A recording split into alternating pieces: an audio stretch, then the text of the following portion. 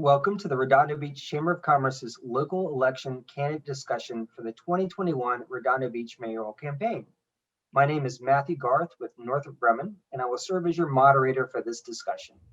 Chris, congratulations on your decision to run. Thank you. Today's format will be as follows. You may begin with a 1-minute open statement. The timekeeper will hold up a yellow card whenever there are 15 seconds left on the clock. And the timekeeper will hold up a red card whenever the time runs out on the clock. You will have 30 minutes to answer the 8 pre-selected questions, which were emailed to you and to the other candidates in advance. And then when there are 15 minutes left to speak, when we're at about the halfway point in today's discussion, the timekeeper will let us know with the sign. So if you're ready, we'd love to hear your opening statement. Great. No, thank you. I appreciate the opportunity to introduce myself, explain a little bit why I wanted to run and my goals throughout today. So, many of you already know me. I've had a big passion for Redondo Beach since the day I moved here.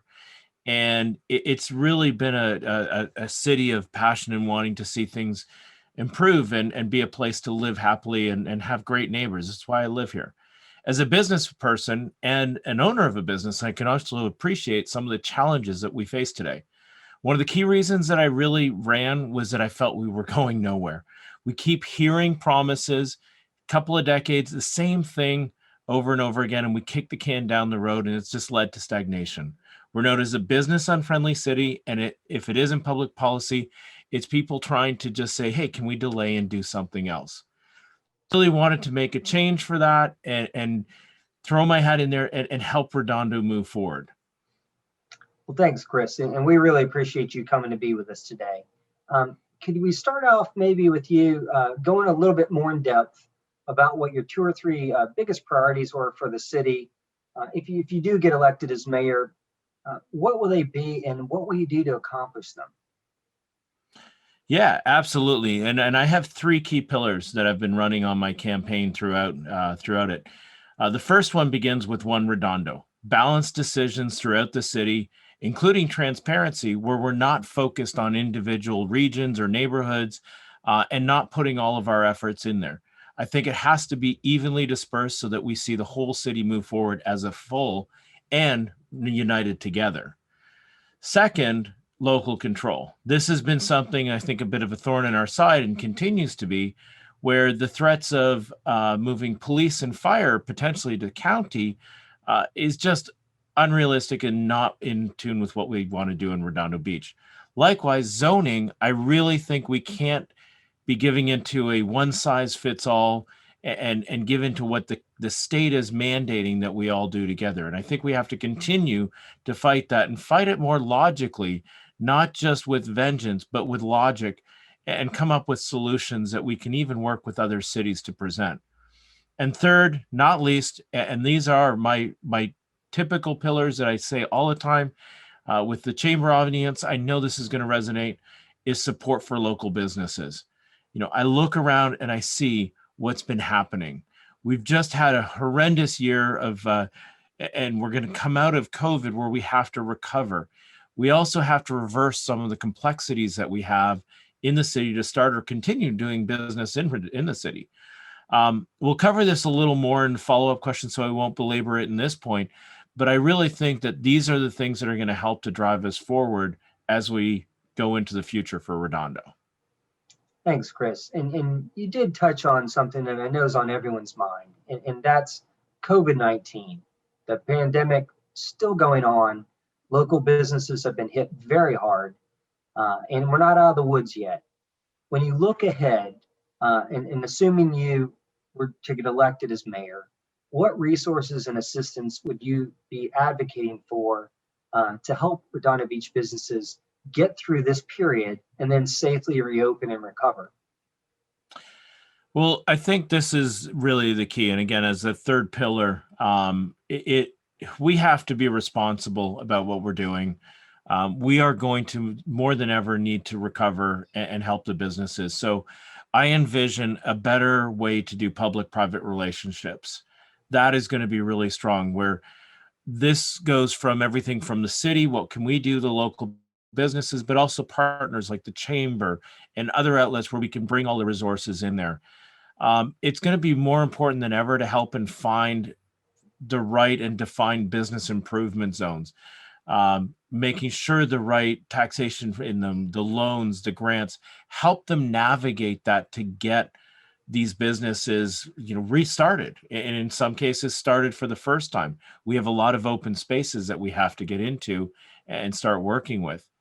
So it all boils down to the complexities behind that. And I think we need to be the city that welcomes it back, that opens the doors and says, here's the red carpet. Let's come on down it, and we're going to help you start that and get through those complexities and simplify them. One of the things that I really want to advocate, and it goes into my whole pillar of the business side, is having a business concierge. This is an idea that I can't completely claim to be my own. I heard the name, really like it, but it's that business concierge is an invaluable asset that allows you to get through all the paperwork process, getting everything that is needed to support each business. There is no one size that fits all. So we have to find a way to do that. And last, I really want to say about the specifics of helping, it's partnering with the chamber. I've been observing and part of the chamber for many years now, and I've seen the value it can provide. I think this has to be moved back into the forefront. We need to redefine our relationship. We need to use the programs that you have. I'm a graduate of Leadership Redondo, and I saw what can happen in the city and the chamber can provide. I think that will really help as we take things like the local issues groups and things like that are really already in place, but we'll need them more than ever. So foster that, bring it to the next level. And one other thing I just want to add is we've done a lot right now to welcome and try to do a lot along the Riviera Village corridor and district. I think we need to look at and do the same on Artesia. I actually started in Redondo up in 190th in Inglewood. I knew more about that area along Artesia than I knew about the waterfront and Riviera Village combined. So I have a bit of soft spot in my heart to say we need to get some things going on in there. Look at options to have outdoor dining options, other ways that where we may not be able to get the funding and support systems from external sources, but we can do it ourselves to give a good business climate in our own city. So I think we really need to look at that and activate that whole community better. Well, and we do want to come back and dive maybe a little deeper into some of the unique regions within our city that deserve some special attention. But first, I want to follow up on something. You indicated that you've been a business owner. You have a lot of experience in the business community. When you step back from your own business experience and you think about what our businesses do to help our community, and then you think about moving into a role potentially as an elected official, what would you do on the government side if you were an elected official to help support our business retention in our community, help grow those businesses, and help with job creation and retention in our city? Well, I think it really comes down to we have a community that can sustain this, number one. And the concept of that business concierge really comes into play, where I think this has to come from the city as a sponsor of this, an active leading participant rather than a follower. We have to go in and look at it, and what we can bring in as for the city, we are going to help foster and bring in future tax dollars. Let's really boil it down, and that helps us afford the services that we all want and expect from a great city like Redondo. So as government, we have to make it easier to come in and do this. We have to be able to work with various businesses, residents, and everybody and find that happy medium. It doesn't mean excluding absolutely anybody from this. It means opening up the doors. And one of those things is in the next next few years, we're going to take the work that I've been doing on the General Plan Advisory Committee, and we're going to have to take that through the approval process. It means it has to go through public comment. We have to get great public comment. We can't have just a few. I want to get more than we've ever seen. We have to go through the planning commission. We have to go through votes by the people. And of course, it then has to be approved by city council. This has to happen. This can't be a science project that just keeps getting reinvented and then kicked down the road further again, like I've just seen too many things happen. So we have to make public policy easier to work with these businesses and welcome them in there. Thanks, Chris. And you referenced earlier Artesia, another area that gets a lot of attention in our city and that always is up for discussion in terms of development is the waterfront. When you think about these two areas where we have a lot of our business and areas that seem to have more opportunity to be improved, if you were to move into the mayoral role, what would you do to bring consensus to what have sometimes been difficult conversations for our community to have? How would you bring people together? And what are your thoughts about how we could revitalize those particular areas? Again, I think it really comes to a key thing is starting to work better together. And I find it troubling that it's so difficult, but I think that one of the things I've seen over the years, it's a lot of them versus us, and I'm not sure who each of those are, but I think we have to find a place at the table for everybody. But I also think we have to find a way to understand that everybody has to compromise. One of the goals or the roles of the mayor in the city is to moderate in the city council. It also means to go out and moderate within the community and try to foster that common ground and bring it in there. I don't want to exclude any voices. I don't want people to feel like they were cut out and there was just one-sided opinions to go in and do things. So bringing everybody responsible to the table and say, you will have to compromise. You're not going to win all battles. I'm not. And anybody else here is not. And in fact, it's really not about my opinion. It's about the community in general. I'm here to represent it, to bring it all together. So I do want to go in and some of the specifics on that. I'm in the technology industry. That's my my occupation, chief technology officer, and helping companies get off the ground and communicate better through the means that we have through our digital society. I think we need to go in and not exclude the non-digital society, but I think we have to do a better job supplementing that to go in and move into the future. This is where things are going. We've just spent the past year learning everybody how to do what I've been doing for well over a decade, sitting behind these computers and sitting behind these screens, but more so being able to communicate with better with people that are out there and using that to our advantage where we can get more participation. Doesn't mean we're going to always have face-to-face. We need that. That's the most valuable thing we can ever do. But sometimes people just can't come out. They're single mothers, their families, they're having dinner, and we're having these conversations about improving things and what we do in the waterfront, the Artesia corridor. We have to bring them out and bring their opinions back into place so that it's really representing all of the residents the best we can. And I think we can use a bit of technology to supplement what we do, what I would call maybe a little more traditional style. So, the specifics and the Artesia corridor, I mentioned it already. I think on the GPAC, we've actually been working towards new ways to redefine and supplement what we have and create a long-term future. The future is not just tomorrow. The future is not just next year. It's the next 20, 30, many years beyond that. We set the stage for that now. And if we're responsible about that and understanding about what we can do, we can set those guidelines. We don't have to do them all today. In fact, we won't. We have to get the groundwork started to build the framework and the structure.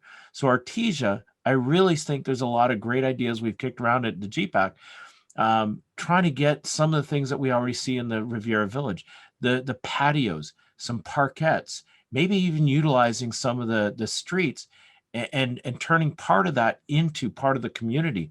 There's a lot of people that live right off of Artesia that should be able to walk out their door, walk over to Artesia, meet up with a few friends for maybe some coffee or a drink of any sort, go out and have dinner, and then go down and have live entertainment or music, something right there along there.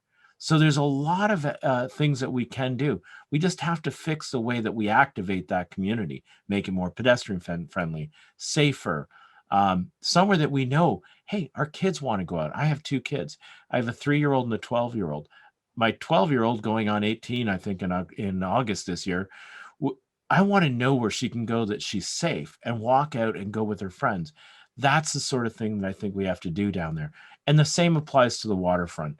A lot of attention has been spent down there. The voters have spoken of what they want to see. They wanted to see smaller than what was proposed. We'll work within that. I'm not saying we can't go in and make adjustments to what we have already voted on. We may have to do that as we decide what is likely. But let's start with a plan and try to tailor it to it for the entire area. We've got that power plant. We've got all the harbor. We've got beautiful walking paths that can be down there. I see a lot of concrete right now. I love green. I love parks. I love places. I love natural resources. That's all my life I've been driven to that. So that's where I envision bringing all these people together and finding a better way to get more voices, consistent, and respecting people at the table for opinions. Thanks, Chris. And, we began our conversation thinking about the impact of COVID to businesses and what it would take for them to recover. Now, looking ahead to government and how government has grappled with COVID, the impacts on our budgets, impact on revenues, and how government is going to have to figure out how it too can recover and move ahead. If you move into the role of mayor and you're working with the council, what are your thoughts for how we could potentially bring the city budget back into balance over the next 4 years, considering the hole that we have been facing during this period? Well, I think we've been fairly lucky. Something that wasn't expected as I've talked to existing council, and that's that our property taxes have been very healthy. And this has helped supplement a lot of the things we were lacking coming into and getting through COVID. We're not through it yet. It's extremely hopeful and positive that we're getting to the end, but again, we now have to rebalance things. So the first one I would go with is back to that public-private relationships, but they have to be responsible. The city has to have still local control, and it always will. I always want to advocate for that. But other than that, we need to start looking at things like, we thought we had an issue on the sales tax. We don't. We didn't have as much because of that property tax balance. I think we do have, as we come out, we'll see that come back, and that's going to come back over time. It can't be just directly coming off of the businesses from day one. We have to balance it to welcome and bring them in, and we're going to spend some money to do that. But I think that we can go in and look at things like the Galleria property. We have to come up with that plan and finalize it. It's slightly changing. We've got some new criteria based on, where Macy's wants to change how their directive for not just Redondo, but this is all of their stores everywhere. So we're looking at what changes have to be made, and we're waiting for that proposal to see how that fits, and we have to make it happen today. I also want to look at, get better with more of the tourism. And I'm not objecting to, and I don't have any plans for it or anything, but I love the idea of better hotels. That transit occupancy tax is a great thing for our city. People love visiting Redondo. There's no question. And the taxes they pay when they come in, both to the hotels and then our businesses, come right back to that city. We have to attract that. We have to find a way to make sure everybody is welcome. This is not just my community. This is, I love showcasing it. I love telling people about how great the city is, and they want to come visit. So we have to have somewhere for them to go and enjoy. So we have to look at the ways that we can actually go in and partner to do that properly. Thanks, Chris. Now, another topic that's been a real challenge for our community and really the state at large in recent years has been the homelessness crisis. Certainly something that people who have lived in the community a long time have seen and have seen evolve over time. When you think about the homeless issue, we know that the council has set up some temporary pallet shelters in District 4, but that's a temporary solution. Mhm. Have you given any thought to or have any suggestions for how the city might begin to think about longer term solutions to that difficult challenge? I have, and I think our short term is going to be a little longer than the short term some people are thinking. This isn't just a half year. It's going to be a few terms where I think again we have to come up with a balanced solution for it. I think we chose a site that was optimal to get it started. Look how fast it happened. We were able to get those pallet housing up at Aviation Park approved, set up, and people were moved in what, weeks? Unbelievable. Like that's not typical of the pace of government. I commend those that got in there and did that. But I think that the homeless situation is something that the entire city does have to work on together.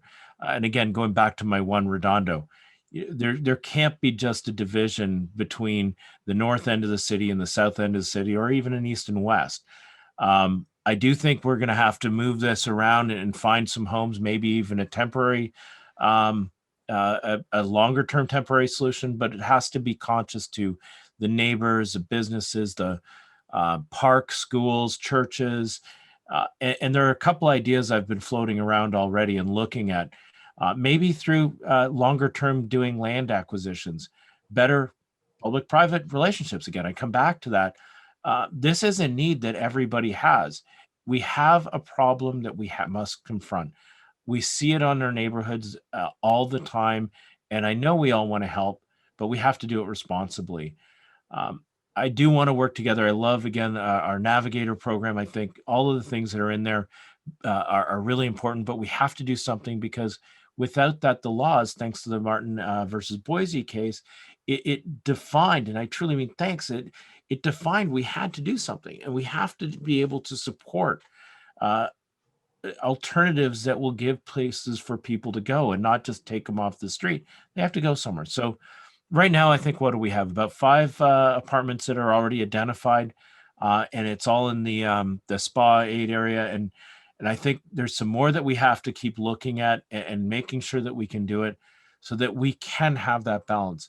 But longer term, I think we also have to look at a really good community response where there are a lot of folks that are homeless that do want help. And I think a lot of people don't realize that.